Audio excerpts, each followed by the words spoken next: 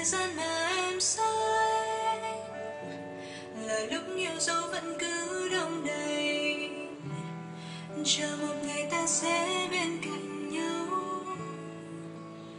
để em có ai. Valentine đêm tình yêu vút cao, Valentine thấy trái tim xa xa, Valentine được ôm nhau trong vòng tay yêu thương và đôi môi gặp môi ta sẽ không rời xa. Valentine,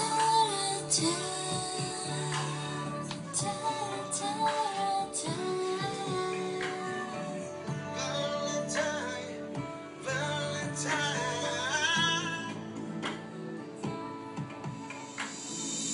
You're my Valentine, em thương anh tình yêu ngọt ngào như sương mai. Ta chung tay với kề vai cùng nhau sánh đôi bước đi trên con đường dài. Em